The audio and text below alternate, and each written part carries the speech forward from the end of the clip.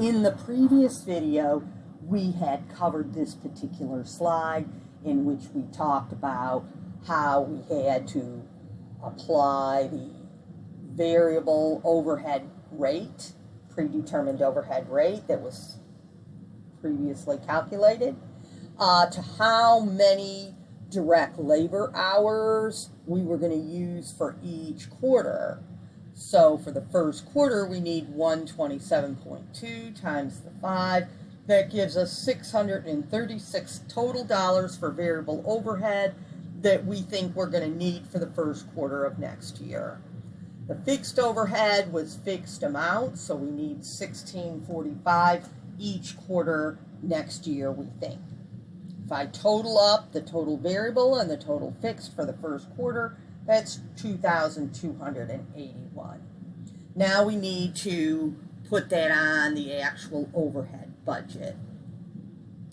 So here we have our number of direct labor hours that came from the direct labor budget. That's why all these budgets have to be done in order. So these numbers came from, if you didn't already do the direct labor budget, you wouldn't have these numbers for each quarter of how many direct labor hours you needed. And the total for the year was the 686.4 direct labor hours. We multiply for the variable overhead, we multiply those direct labor hours times the predetermined variable overhead rate, and that gives us the total variable overhead for each quarter and for the year. Then we add the fixed overhead, which is $16.45 every quarter, totaling $65.80 for the whole quarter, and that gives us the grand total of overhead that we need in dollars for each quarter and for the year as a whole that we can put on the budget. Also, for the fixed overhead, sometimes we do want those in as a rate, even though they're supposed to be the same. Sometimes we do want them as a rate. So for fixed overhead, the grand total for the year is $6,580 that we think we're going to spend in fixed overhead. And if I divide that by the 686.4 direct labor hours that we think we're going to use for next year, then I get $9.58 per direct labor hour, and then I can use that also to figure out how much per shirt that I'm going to need of fixed overhead.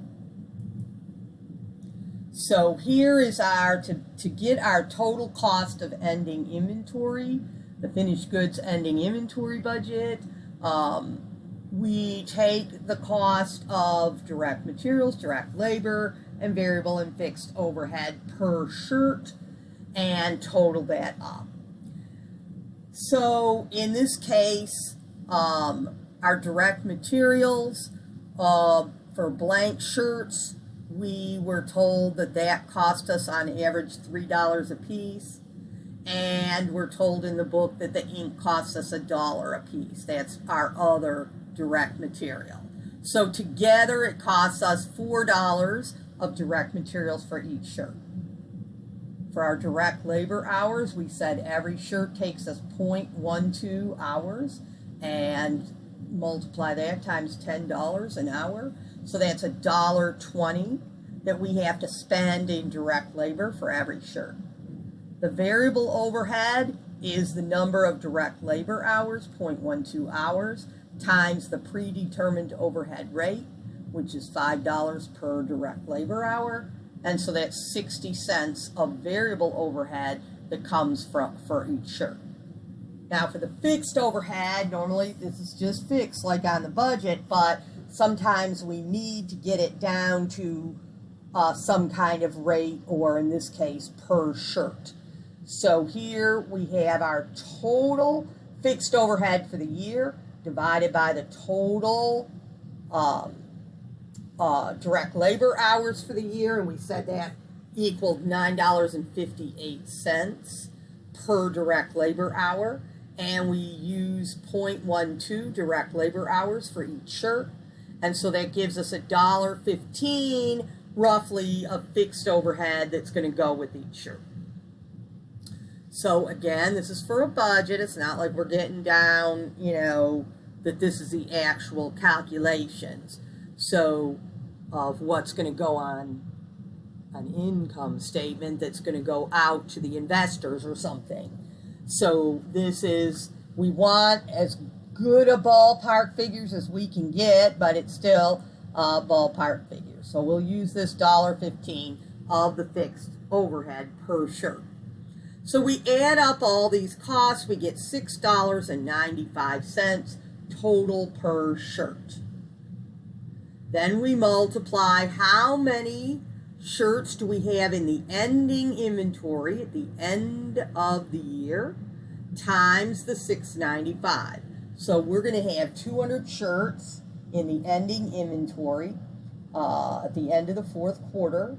Multiply that times $6.95 per shirt. That means our ending inventory is going to be $13.90.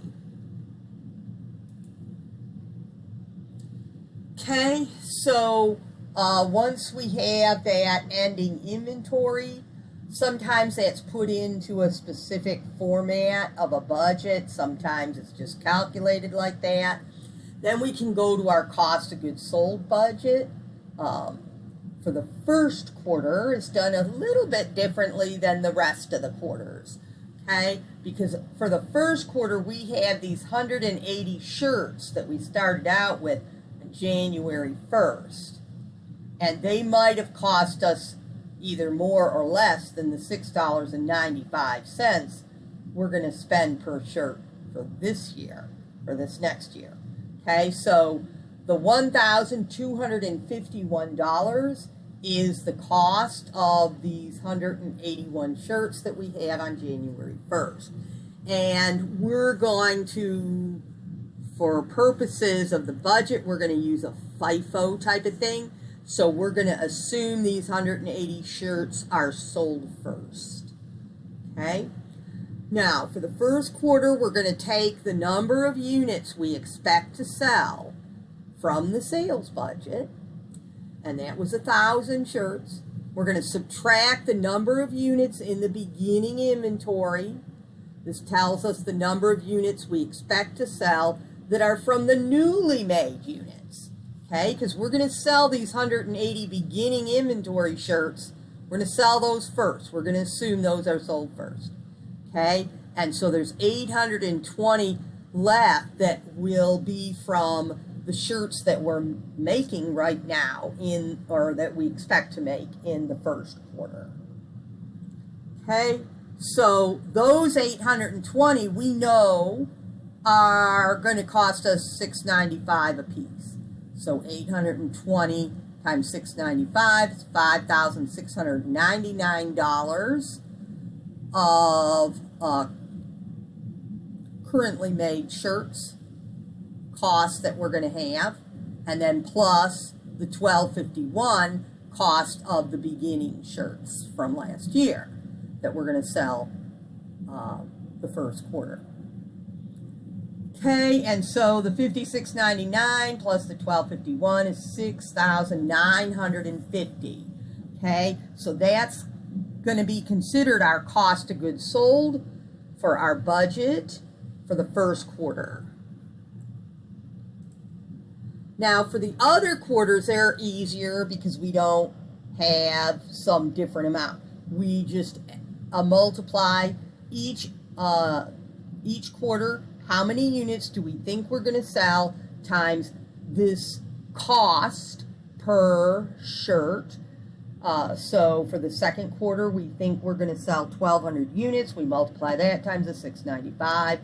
The third quarter, 1,500 units. The fourth quarter, 2,000 units. And so then when I take the total from the first quarter, which was $69.50, that we calculated on the previous slide, plus These three amounts that we just calculated on this slide, that's all 4 quarters cost of goods sold. Our total cost of goods sold for the year should equal somewhere around $39,615. Now, when we actually do the real budget, it's going to come $1 or $2 off due to rounding. Okay, so not to stress about that. All right, now when we do the cost of goods sold budget, we are going to use the same cost of goods sold formula that you learned in Accounting 101, and we've talked about in Accounting 102, and various other classes. So this is something that you should know in the marrow of your bones. Okay, the beginning inventory plus the cost of goods manufactured. If we're a retail place, we use purchases here, but for a manufacturer, we use the cost of goods manufactured, which is the direct materials, the direct labor, and the applied overhead, okay, of the completed jobs. And if I add the beginning inventory plus the cost of goods manufactured, that gives me the cost of goods available. And out of that, I subtract out the ending inventory, ending finished goods inventory, and that gives me the cost of goods sold. Okay, so that's my cost of goods sold formula. So here we're applying it onto the budget. We start out with the beginning finished goods inventory, which was the inventory at the beginning of the year, 1251. We were told that in the previous slide. Okay, we're going to add the cost of goods manufactured, which is the direct materials, direct labor, and overhead. Now these numbers came from those slides, so from those budgets. So the total direct materials for the year of both blank shirts and ink totaled $22,880 for the year. The direct labor was $6,864 that we were going to spend in direct labor next year, and overhead, total variable and fixed overhead for the year on the budget was $10,012. Okay, so I add those three together, and that equals my cost of goods available, along with this 1251, of course, and that tells me $41,007 for the cost of goods available. Then I subtract out my ending finished goods inventory, and that was $1,390. We calculated that out a couple of slides ago. Okay, and once I subtract that, I have the cost of goods sold that I think I'm going to have next year, $39,617. Now, when we looked at the calculation on the previous slide, it came out $39,615. Okay, and as long as that calculation's within a couple of dollars, we're good to go.